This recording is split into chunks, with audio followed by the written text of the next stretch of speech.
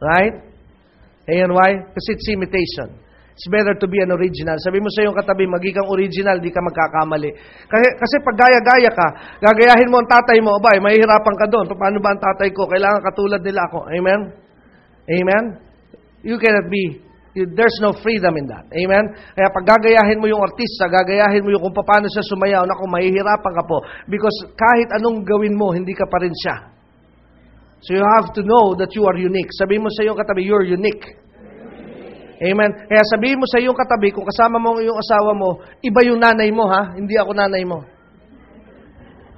Asawa mo ako. Amen? Why? I'm unique. Amen? So, pansinin po natin, balikan po natin ito. Now, Jesus said, if you love me, what is the next? Keep my commandment. So, when you receive Jesus, next thing you know is you will keep His commandments. Kaya sabi ko po sa inyo, the New Testament church is so strong dahil napakatibay po nila sa prayer gathering, sa mga Bible study. Kaya kahit anong tindi ng mga problema at dumating sa kanila, hindi po sila napapabagsak nito.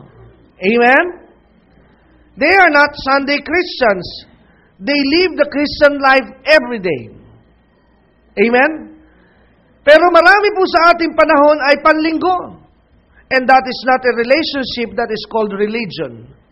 Amen? Kaya dalawang bagay ang gusto kong tanong sa ating sarili. Are you in a relation or are you in a religion? Alam niyo po, marami pong lalaki sa kanilang asawa ay parang relihiyon. Bakit? Ang kanilang obligasyon sa kanilang asawa ay magbigay lamang ng pera. Pero ni minsan hindi nila ito inilalabas at nakakakwentuhan. Why? Because some marriage today are not relational, but religious. Hello? Nakukuha niyo po ito. Amen? Now, ang sabi po rito ni Jesus, if you love me, what will you do?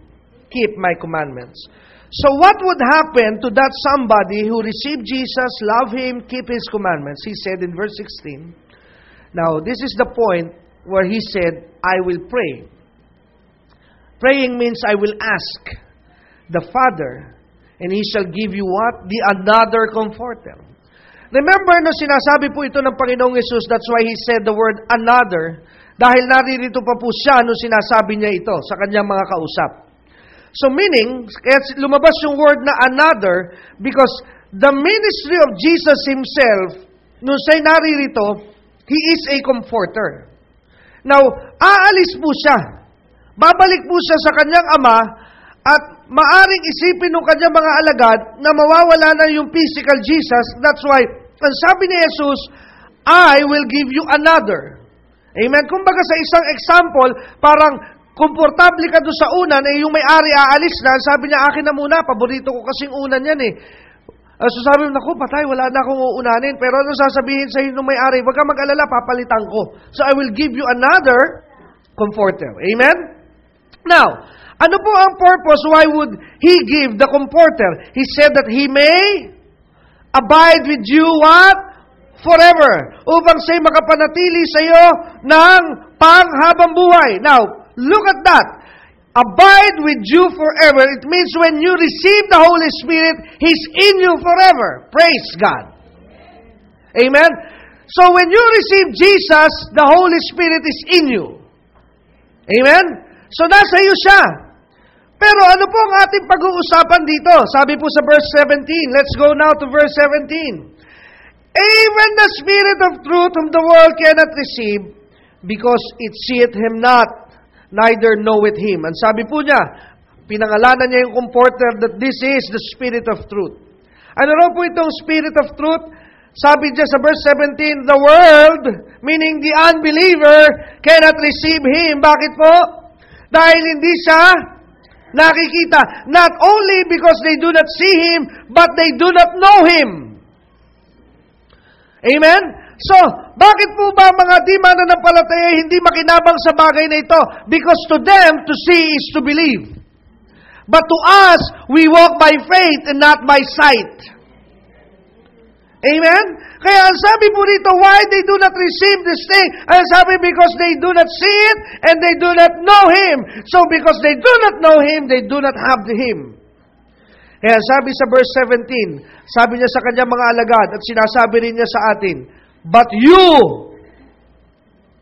ngunit kayo, ano raw po kayo? You know Him. Do you know the Holy Spirit? Praise God. So, ang sabi po ni Jesus, but you know Him. Pero look at something in verse 17. This sounds controversy. Dahil ang sabi po ni Jesus, dalawang bagay ang mangyayari sa iyo sa iyong relasyon sa Banal na Espiritu. Now, focus in verse 17 because He said here, for the Holy Spirit, for He, sabi dito, dwelleth in you and shall be in you. Two things that happen here. Yung first part, ang sabi po, dwelleth means past tense and present. Ibig sabihin po niya doon sa kanyang mga alagad, the Holy Spirit dwelleth in you.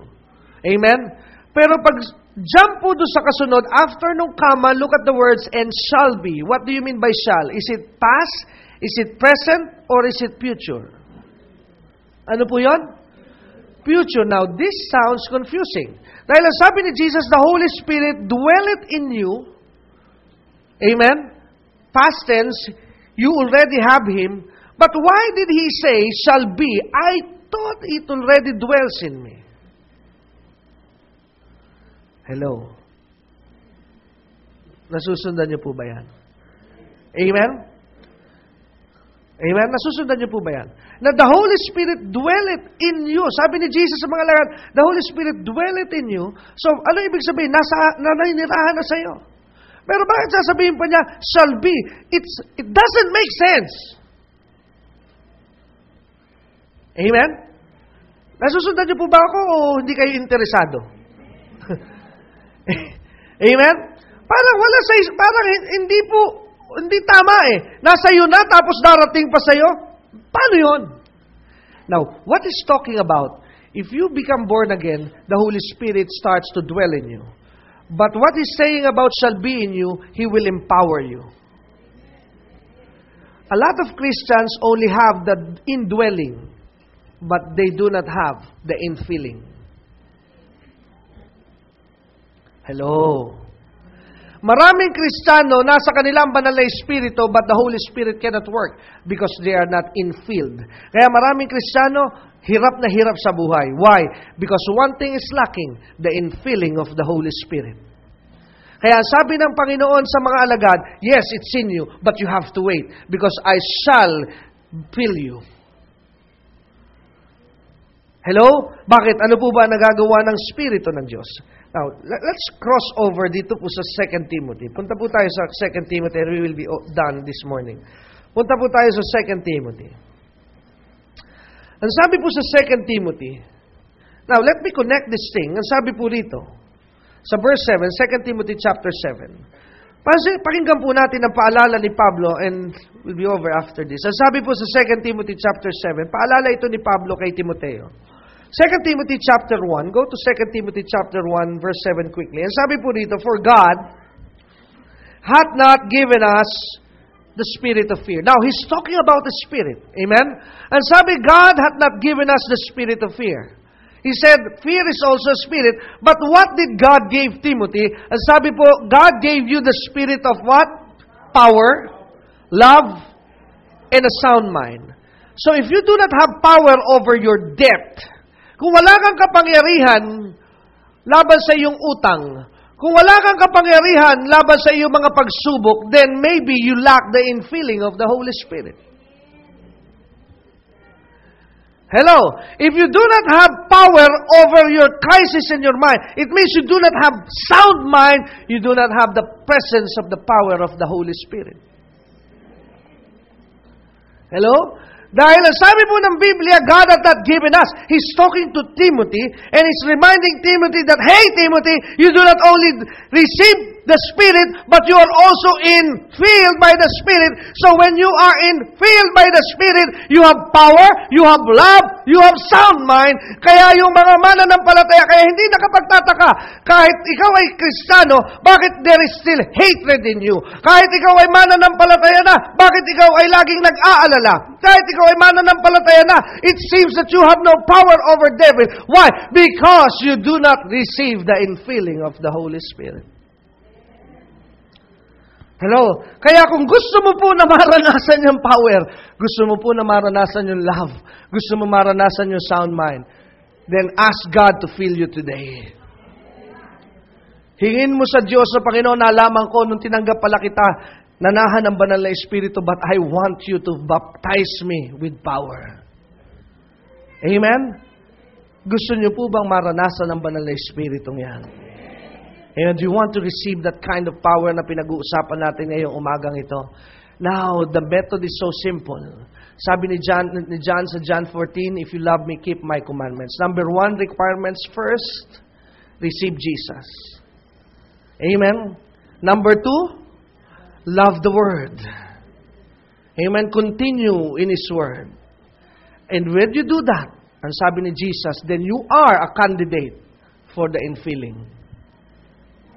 Pero kung hindi mo pa po ito nagagawa, sabihin mo sa iyo sarili, gagawin ko para magi akong kandidato. Kaya ngayong umagang ito, sa inyong kinauupuan, amen, and I ask the music ministry on my background, kung kayo po ay naririyan, hindi mo pa tinatanggap si Kristo na yung Diyos, Panginoon at tagapagligtas, this is the first step. Amen? Narinig niyo po ang mensahe. For the Spirit to dwell in you, first you must love God, love Jesus, receive Him. Sabihin mo ang ganito, Panginoon, sa umaga pong ito, narinig ko ang iyong salita. Jesus, pinapapasok kita sa aking puso, sa aking isipan. At simula sa umagang ito, Panginoong Jesus, pinapahayag ko, pinaniniwalaan ng aking puso, Ikaw ay Diyos, Ikaw ay Panginoon, at pagharian mo ang buhay ko simula sa araw na ito. Salamat po sa kaligtasang tinanggap ko at sa kapatawarang aking tinanggap. Tinatanggap po kita at inihiling ko na isulat mo ang pangalan ko sa aklat ng buhay. Sa pangalan ni Jesus. Amen. Well, God bless you. Palakpakan po natin ang Panginoon. Amen. Now, next, when you receive Jesus, that's the first step. Now, I believe that some of you have already received Jesus. Amen. Pakinggan niyo po mabuti yung instruction. Alam ko po na marami sa inyo, you have received Jesus.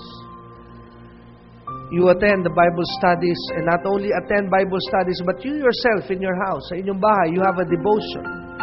You're studying the Word, you're loving the Word, you're loving the presence of God. But still, hindi mo pa rin po nararanasan yung breakthrough, yung power, yung love, you still have hatred, sound mind, you still don't have a peace of mind. But you have received Jesus, you have the Word. Ano pa ang kulang? Amen? In the book of Acts, after they received Jesus, ang ginawa po ng mga alagad, sabi ng Panginoon, when they prayed for somebody to receive the Holy Spirit, that's the time that they received the infilling. Amen? Kaya nga matapos na tanggapin si Kristo, anong sabi? Pray for me that I might receive the Holy Spirit. So ngayong umaga, kung ikaw po yung tao na tinanggap mo na si Kristo, you are serious with your Christian walk, you're doing your thing, ginagawa mo po yung devotion mo, ginagawa mo yung iyong panahon, pero still, parang nahihirapan ka pa rin. Maybe this is now the time that God will baptize you in power. Kung kayo po yun, dahil hindi ko po pwedeng sabihin kayong lahat. Amen, dahil maaring yung iba sa inyo ngayon lang na born again, so it means hindi pwedeng nandun ka na kaagad. Amen? So it will be a process. Kaya nga sabi ng Panginoon, if you love me, keep my commandments. So two things. So sabi niya, love me first, keep my commandments, and then I will pray that the Father will give you another comforter. Hello? So kung nandun na kayo sa stage that you love God, you're keeping His commandment, what you now need is the baptism. Could you stand? Kung kayo po yung taong yun. Kung nandun na kayo sa dalawang area, and could you please come in front, and I will pray for you that the Holy Spirit will baptize you today. Amen. Kung kayo na po yung taong yun, na nandun na kayo, you've been praying,